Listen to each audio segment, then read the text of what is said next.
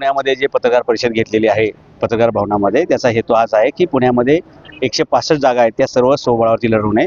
आणि हे सुशिक्षित लोकांचं शहर असं म्हटलं जातं, विद्येचं माहेरघर म्हटलं जातं, पण या शहरामध्ये सुशिक्षित लोकांना कोणताच पक्ष तिकीटच देत नाही. त्यामुळे आम्ही असं ठरवलं आहे की या महानगरपालिकेच्या निवडणुकीमध्ये डॉक्टर, वकील, इंजिनियर, प्राध्यापक, सायंटिस्ट, खेळाडू, कलाकार अशा सगळ्या होतकरू लोकांना तिकीट देऊन या शहराचं सिंगापूर करायचं, यासाठी ही पत्रकार परिषद होती. तुमचं विजन काय आहे? आमचं विजन आहे की या शहरामध्ये पुणेच नाही, सगळ्याच महानगरपालिका क्षेत्रामध्ये धुळींचा प्रश्न खूप मोठा आहे.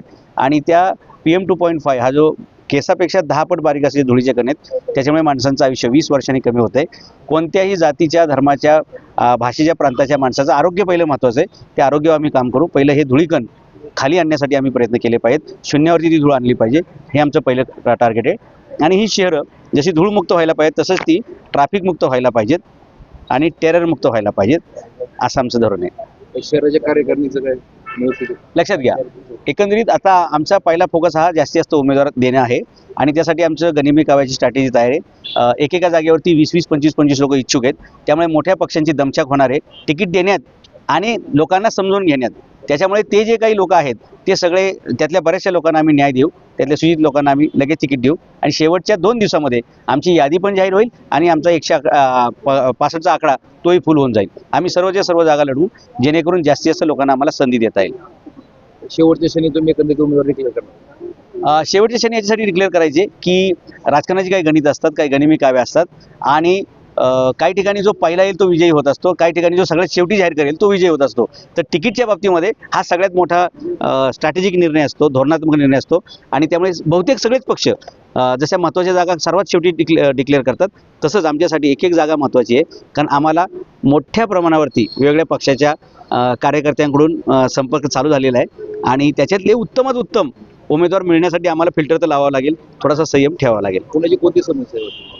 पुण्याची समस्या हीच आहे, प्रत्येक शहरासारखी धूळ, ट्रॅफिक, सगळीकडे गटरं, सगळीकडे कचरा आणि सगळीकडे ट्रॅफिक जाम.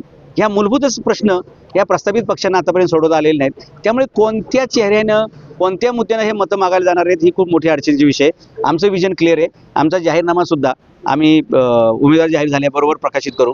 तो जाहीरनामा पाहूनच लोकांना असं वाटेल की अरे आपलं शहर सिंगापूर करू. ह्या थीमनुसार आपण ह्या तरुण मंडळींना संधी देऊया, जेणेकरून आपल्याला सुद्धा एक परिवर्तन पाहता येईल आणि एक बदल पाहता येईल. प्रचाराचं स्वरूप कसं? आमचं प्रचाराचं स्वरूप हे प्रदेशासारखंच असणार आहे. आम्ही कुठेही आमच्या कार्यकर्त्यांना रॅली काढायचं सांगणार नाही. बुलेट रॅली, 2 व्हीलर रॅली, शक्ती प्रदर्शन, त्याच्यानंतर जाहीर सभा, हे असले कुठलेही कृत्रिम अवडंबर माजवायचे नाही, असं आम्ही कार्यकर्त्यांना सूचना दिल्या आहेत. जो काय आपला प्रचार होईल तो सुशिक्षित सज्जन माणसासारखा करायचा, डिजिटल करायचा आणि डायरेक्ट फिजिकली मतदारापर्यंत पोहोचायचं. कुठेही जास्त मनुष्यबळ दाखवणं, गोंगाट दाखवणं, गर्दी दाखवणं हे लोकशाहीला पोषक नाही. याच्यातून गुंडागर्दी, दादागिरी आणि पैशांचा माज वाढतोय, ते आम्ही टाळणार आहोत. सर, आता असं झालंय बीजेपी, तुमचा प्रश्न बरोबर आहे की ज्यावेळी मोठे पक्ष मैदानात असतात त्याच्या समोर नवीन पक्ष कसा टिकाव धरू शकेल. शिवाजी महाराजांनी ज्यावेळी स्वराज्य निर्माण करायला सुरुवात केली त्यावेळी त्यांच्यासमोर पण अनेक लोकांनी हे प्रश्न उभे केले ते की काबूल कंदारपासून ते बंगाल बिहारपर्यंत गेले 400 वर्षाचे जे साम्राज्य आहे, 400 वर्षाचा खजाना, 10-10 लाखाचं लष्कर ज्याच्या दावणीला मानलेलं आहे, अशा मुघलशाही विरुद्ध तुम्ही मुठभर मराठे मावळे एकत्र येऊन काय करणार आहात. नियतीने त्याचं उत्तर दिलं आणि वयाच्या फक्त 44 वर्षी शिवाजी महाराज छत्रपती झाले आणि पुढची 100 वर्ष मराठ्यांचा झेंडा भारताच्या कानाकोपऱ्यावर फडकला. जिथे जिथे मुघलांचं साम्राज्य होतं तिथे तिथे स्वराज्य पोचलं. मला वाटतं मी त्या शिवाजी महाराजांच्या त्या विचारांचा पाईक आहे. माझ्या पक्षाचं नावच छत्रपती शिवाजी महाराजांच्या चरित्रातून मी घेतलेले.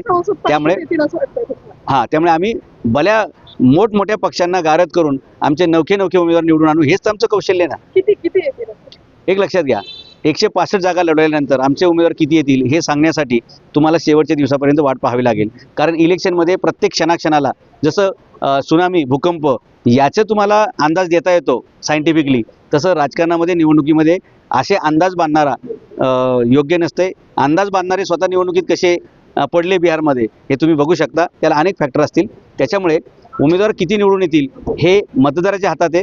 आणि मतदारापर्यंत आम्ही जे काही घेऊन जाईल ते व्यवस्थित पोचलं तर कदाचित बहुमतात पण आम्ही येऊ शकतो. कारण या निवडणुकीची गणित आता डिजिटली जास्त आहेत आणि एक व्हिडिओ तुमचा तासाभरामध्ये जगाला उलथपालथ करू शकतो. आणि आमच्या भाषणांमध्ये, आमच्या ज्ञानामध्ये, आमच्या मुद्द्यांमध्ये एवढी मोठी ताकद आहे की आम्ही मराठा क्रांती मोर्चा ज्यावेळी मी दाखवून दिलेले आहे, ज्यावेळी मी एक कागद बाहेर काढतो तर भल्यांना मी धाराशाही केलेलं आहे.